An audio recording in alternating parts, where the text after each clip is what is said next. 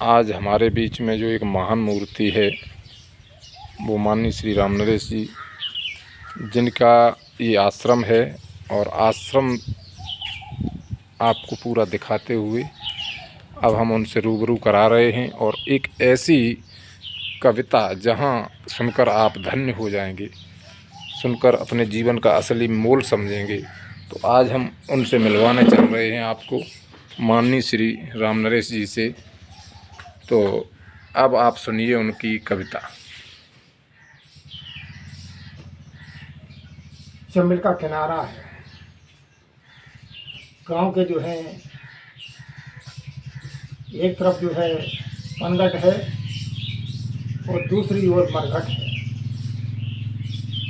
गांव के लोग जो हैं एक किनारे पर जो है पानी भरने के लिए आते हैं और दूसरे किनारे पर जो है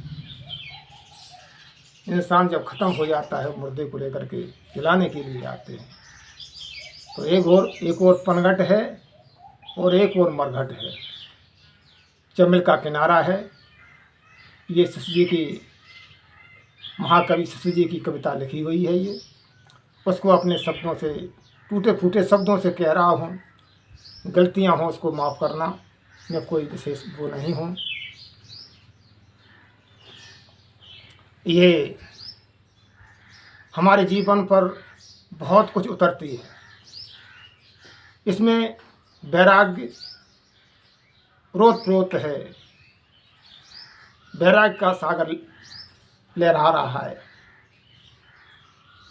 तो कविता चालू कर रहे हैं हम, सुनिए। नदिया का तट जहाँ, नदिया का तट जहाँ बहुत से गांवों का पनघट है, वहाँ बहुत से गांवों का मरघट भी नदिया का तट है। कहीं पहुँचते हैं प्यासे घट, कहीं पहुँचते हैं प्यासे घट, जीवन रस पाने को पानी भरने के लिए आते हैं। और कहीं पहुँचते हैं सूने घट, स्वा हो जाते हैं। कितने घट प्यासे पहुँचे हैं जीवन रस पाने को, और कितने घट सूने पहुँचे हैं स्वा हो जाने को। नदिया ने कुछ भी न दिया, अरे नदिया ने कुछ भी न दिया इन प्रश्नों का लेखा। केवल कोरी बही लिए ही हरदम बहते देखा।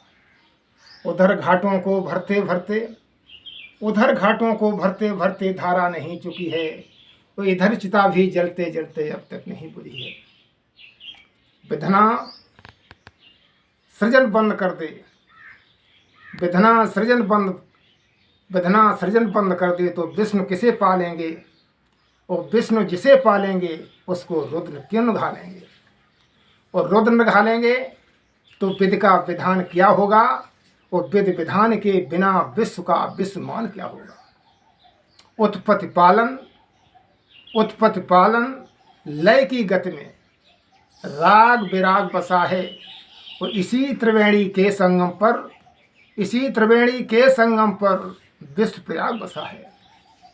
आओ थोड़ा इधर चलें, ये महाशांति का तट है। शमशान की तरफ चलिए, मरघट की तरफ चलिए। आओ थोड़ा इधर चलें, ये महाशांति का तट है। जिसको लोग प्राण देकर पाते हुए मरघट है। अरे एकाकी लगता है लेकिन लगता नहीं अकेला। यहाँ बहुत ही खामोशी से लगा हुआ है मेला। गुमसुम धारा मुंह किनारा दहा क्रिया के छाले। भस्म अस्थियां जली लकड़ियां टुकड़े काले काले। कहीं चिताएं बुझी पड़ी हैं, हाँ करती एक उजेला। यहाँ बहुत ही खामोशी से लगा हुआ है मेला। गुमसुम धारा मुंह किनारा दहा क्रिया के छाले। भस्म अस्थियां जली लकड़ियां टुकड़े काले काले। कहीं चिताएं बुझी पड़ी हैं, हाँ करती एक उजेला। यहाँ बहुत ही खामोशी से लगा हुआ है मेला। अरे मानव घर में पैदा होकर धरती पर फिरता है। सागर में तिरता है, नभ में मेघों सा घिरता है। वो सभी जगह जाता है, अरे सभी जगह जाता है लेकिन इधर नहीं आता है। शमशान की कभी नहीं सोचता है कि मेरी मौत होगी, इधर कभी नहीं आता है। और आता है तो 4 जनों के कंधों पर आता है। सोच रहा हूँ घर से मरघट की कितनी थी दूरी, और जिसको तय करने में इसने उम्र लगा दी पूरी। जहाँ जहाँ भी गया वहाँ क्या मरघट की राहें थी, अरे मरने की तैयारी को क्या जीने की चाहें थी। इस दुनिया में 5 तीलियों के अनगिनत पिंजड़े हैं। इस दुनिया में 5 तीलियों के अनगिनत पिंजड़े हैं, जिन्हें बहुत से हंस अनेकों रूपों में जकड़े हैं। अखिल गगनगामी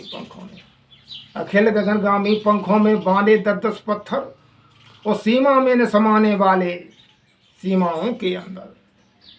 कितनी भी उन्नत कर लो लेकिन मौत के घाट उतरना पड़ेगा। बंधन के सीमाओं के अंदर, बंधन के माथे पर ये अपने मन का तिलक किया है। बंधन के माथे पर अपने मन का तिलक किया है, और बहुत देरों ने अपने को ही पिंजड़ा समझ लिया है। सोच रहे हैं रंग महल ये कभी न छूट सकेगा, और ऐसा डाकू कौन यहाँ जो हमको लूट सकेगा। अरे सावधानियों का कितना ही जोड़ा जाए मेला, सावधानियों का कितना ही जोड़ा जाए मेला। और भैया सभी झमेला छोड़ अंत में उड़ता हंस अकेला। किसे पता जाने वाले को आना भी पड़ता है, लेकिन आने वाले को तो जाना ही पड़ता है। हंस उड़ा तो फिर पिंजड़े की कीमत खो जाती है। और इसी जगह पर दिवाली की होली हो जाती है। देख लो जब रही चिता हुआ धरती पर धू धू कर। कहाँ गए वो पलंग, कहाँ वो सैया के आडंबर। हाथों हाथ उठाने वाले इतना ही कर पाए, और नाड़ी छूट गई तो घर से मरघट तक ले आए। जनक और जननी का चुम्बन, जो सगे संबंधी हैं, उनको जो वादा ये करते थे कि जहाँ तुम्हारा पसीना गिरेगा वहाँ मैं अपना खून बहा दूंगा, ये वादे सारे झूठे निकले। उस मौत के सामने, उस समय के सामने किसी की चलती नहीं है। जनक और जन्नी का चुम्बन भैया का अभिनंदन। जनक और जन्नी का चुम्बन भैया का अभिनंदन। और पुलकन भरी बहन की राखी, और त्रिया का आलिंगन। पास पड़ोसी पुरजन परिजन इतना ही कर पाए, और नाड़ी छूट गई तो घर से मरघट तक ले आए। अब चलिए बड़े बड़े लोगों की तरफ। नगर सेठ के नगर पिता के बहुत बड़े बेटे थे। मंगल लक्कड़ों के नीचे चुप होकर जीते गए थे। सहन सके सर दर्द का भी उपचार बहुत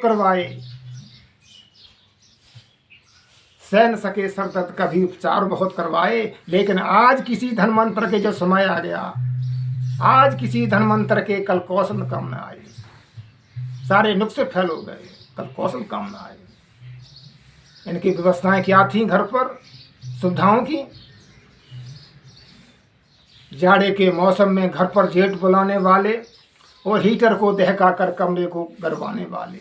लेकिन आज ठंडे होकर मर गए। तब आज ठंडे होकर ईंधन बनकर अर्थी में लेटे हैं। धन वाले के और बल वाले के बहुत बड़े मिलते हैं। कुछ भी खाइए, कुछ भी पहनिए, लेकिन मौत से बचोगे नहीं। या ध्यान रखो। स्वर्ण भस्म के खाने वाले इसी घाट पर आए, और दाने बीन चबाने वाले, चाहे छुआरे खाइए चाहे किशमिश खाइए, दाने बीन चबाने वाले इसी घाट पर आए। और गगन ध्वजा फहराने वाले सिकंदर जैसे बन जाओ विश्व विजेता। गगन ध्वजा फहराने वाले इसी घाट पर आए। और भैया बिना कफन मर जाने वाले इसी घाट पर आए। जिस शरीर को मैंने सब कुछ समझा, जिस पर मल मल के जो मैंने साबुन क्रीमें पाउडर लगाए, जिसे अपना बना रखा था, लेकिन चीज़ वो दूसरे की थी। 5 तत्वों की धरोहर थी। जब मर गए तो क्या हुआ इस शरीर का? शमशान की तरफ देखिए, अर्थी बन गई, चिता बन गई, उसमें बैठा दिए गए।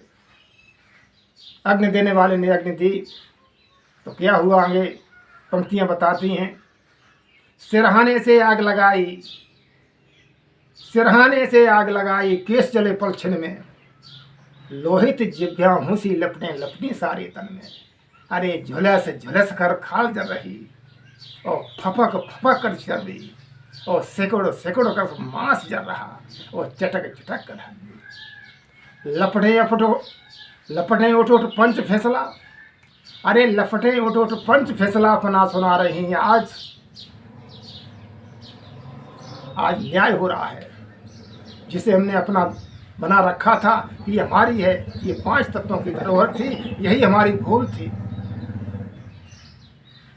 लपटे उठ पंच फैसला अपना सुना रही हैं, और जिसकी थी जो चीज़ जहाँ की उसको दिला रही हैं। बूंद सिंध को, किरण सूर्य को, और सांस पवन को सौंपी, और शून्य शून्य के किया हवाले, और भस्म धरण को सौंपी।